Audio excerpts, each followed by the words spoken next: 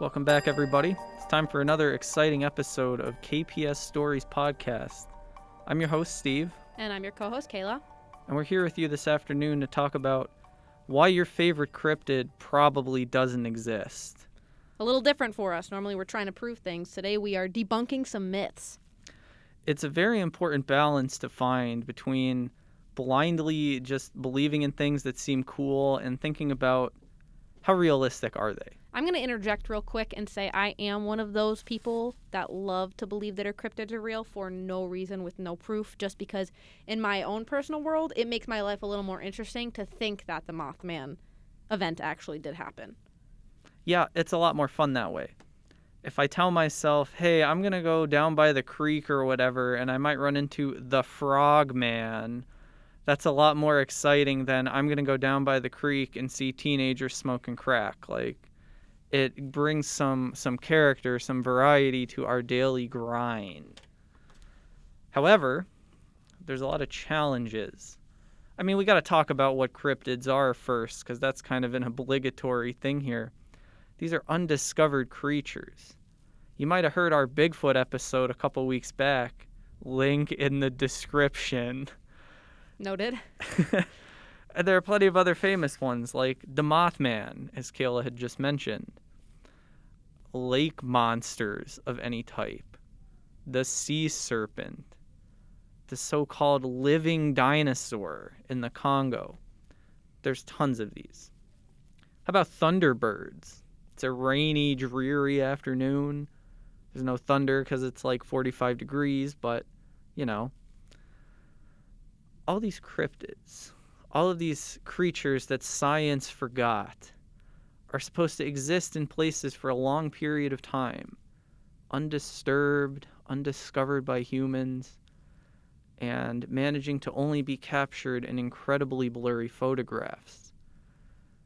It's been said that some of these creatures have a magic power that makes pictures of them blurry, especially Bigfoot. Something about manipulating energy fields or using infrasound. Like, it gets a little ridiculous, kind of stretches the limits of belief a lot of the time. But there's a couple of bigger picture issues with this. If you're going to have a creature that lives in an area for 1,000 years, it can't just be one creature. If you have a biological entity, if you have a flesh and blood creature such as a giant squid, for example, or an ape-human hybrid kind of thing, there have to be a bunch of them. You need to have a breeding population. And if there's going to be a breeding population, they're going to be much more visible. You're going to see them consistently. Like, one of the things I've heard from people a lot is like, well, there's only one Bigfoot, and he lives in Washington State. If there's only one Bigfoot, maybe he lived for 100 years and then he died and that's it. So how can we continue the legend? How can we keep having these sightings and stuff?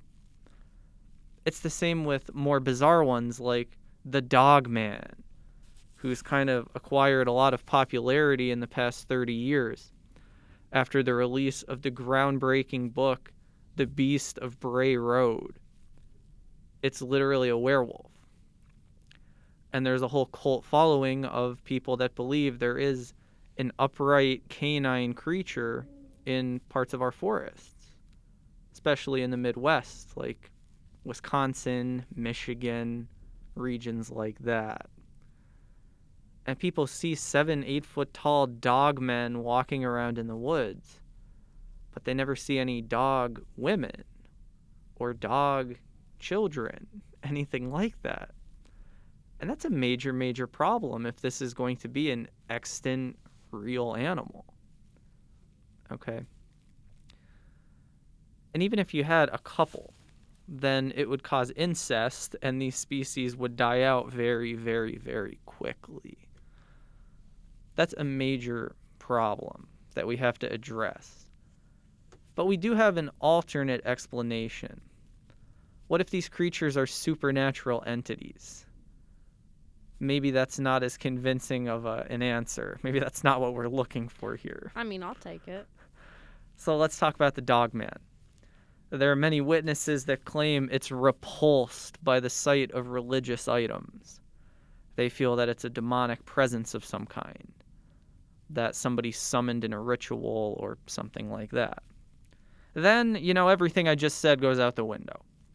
If you're going to grant that these are spiritual beings, then they don't need to reproduce. They just kind of exist. They're beyond time and space. But maybe that's for another conversation. Maybe that's a different episode. So that's your first problem. You have to establish a breeding population of individuals of both genders. You would see these creatures in different stages of life. And maybe that explains why sometimes you do hear people describe like baby Sasquatches and things like that. But it's not overly compelling. But let's say that we have a breeding population of these animals. And I'm going to stick with Bigfoot, much to Kayla's chagrin, because it's kind of the most realistic out of our choice of options here. You look at the creature. You have a 7-foot tall, 500-pound, let's just say, animal walking around. It needs a lot of space. It's not going to be able to live in like that half-acre empty lot at the end of your street. It's going to need more space than that. It needs habitat. It needs territory. There's plenty of untapped wilderness in America still, but it's in isolated spots and it's shrinking all the time. So they have a small range that they could potentially actually survive in. And this is significant because if you are a living animal, you need food. You need nutrition. Can a 500-pound animal live on, quote, roots and berries? I don't know. I know a lot of humans that can't subsist on roots and berries and just like plant material that you find out in the wild. So that's another, it's another stretch that we have to make. So then we get into some other concerns here. These creatures are going to come into conflict with humans. If there is any kind of mythical animal, a dogman especially, if it has a shrinking habitat, it's not able to get food, it's long distances between members of this species. They have to cross highways. They have to cross roads. And people are going to see them. People are going to hit them with their cars. As a matter of fact, a couple of years ago, there was a guy who actually put on a ghillie suit and was trying to perpetrate a Sasquatch hoax. And he was in his ghillie suit, and he jumped out in front of a car on the highway. Well, the young lady driving the car was going 90 miles an hour, and she just hit him, and he died. That's a reality that these creatures are going to face. You're going to have roadkill. Or if you're a lake monster, you're going to suffer from the effects of pollution. But maybe that's another conversation, too. So if you're coming into contact with humans all the time, you're going to have altercations with humans. You're going to fight. I'm going to go back to the dogman here. So I'm a dogman. I'm an 8-foot tall creature. I weigh 1,000 pounds because, of course, the size and weight gets more exaggerated with every retelling of the stories. I don't have any food in my habitat because it's a small suburban neighborhood. I'm going to have to hunt people now if I'm going to sustain myself and my family. Well, why don't we have any accounts of this? Is it because, these creatures capture and just eat people? Is this how people go missing in national parks, for example? Are they taken by cryptids? I don't know. That's a lot to ask. That's a lot to accept. But you would think you'd have more stories of these creatures coming into conflict with human beings. Because if we do anything as a species, it's come into conflict with other things. It's just part of who we are. It's human nature, if you want to use that term. You would think that in all of these conflicts, there would be more evidence of these things happening. You get an odd story once in a while of someone fighting Bigfoot. There's a very famous one where a couple of miners are in a cabin one night when big rocks are getting thrown down on the roof. And they look outside, like through the little slits between the logs in the cabin. And they see these massive ape creatures pounding on the walls and throwing rocks and stuff at it. And, I mean, obviously they fled the next morning and never went back. But the problem with this story is there is no evidence of this being a thing. The miners conveniently would not reveal the location of this cabin. It's never been proven. No one knows where it supposedly was. So we have no way of finding evidence of the creatures they supposedly shot and killed. When you see on TV the story of the guy with the beer cooler Bigfoot a few years ago, he just took a monkey suit and dumped like guts on it, for lack of a better term, and then he told people, oh, I shot Bigfoot and I'm going to sell his body. Like, you can come see his body for $2 a person.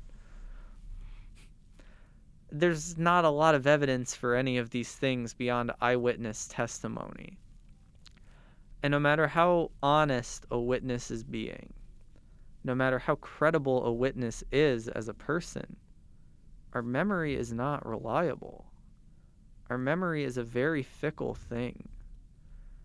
And if we have no tangible way to verify any of these stories, most of them are most likely just made up. So I believe in our Bigfoot podcast, you did talk about the time you saw Bigfoot. Mm-hmm. So how does your view on like what you were just talking about reflect on your memory in that sense? It's the kind of thing where it all happens so fast, I don't really know what I saw. So you doubt yourself in that? Yeah, and you doubt more and more over time. So with that one specifically, what I saw was something very fleeting. It was only for an instant, and it wasn't the right shape of a deer. It wasn't a person, because it was all tan and it was standing on two legs. But I was so scared, I just ran away the second I saw it. And honestly, that experience lends me a little bit of credibility to people that make excuses of why they didn't have photos. The last thing I was thinking about was taking a picture of it. I was just thinking, I have to get away from this by any means necessary. I don't know what it is. I don't know if it noticed me, but I'm hoping that it didn't. Because if it did, it could run me down. I have no idea. I just have to escape from it. And even more than that, most people's encounters with any of these creatures are so fast, and they're oftentimes late at night. The witnesses usually leave out whether they were under the influence at the time of these encounters. And even if they're not, even if they're being perfectly honest, if I hear something rustling in the trees at night, it's going to freak me out even though I have no idea what it was.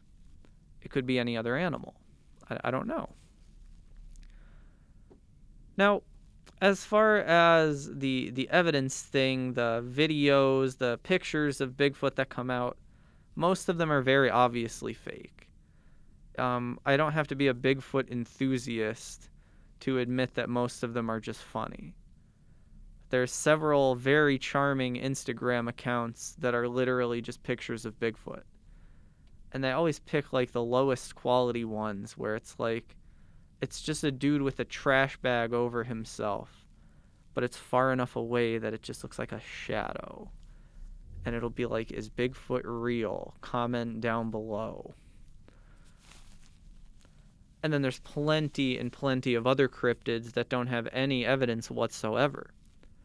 And the reason that I said at the top that Bigfoot's the most realistic is because they've collected all these images. They've collected footprint casts. They've collected all kinds of other stuff like that. Supposed noises that these creatures make when they communicate.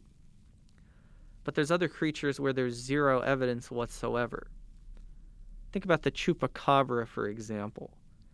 An infamous cryptid from the American South in Puerto Rico and Mexico and Brazil. This is a creature that's said to suck the blood out of livestock, leaving only small puncture marks on their necks.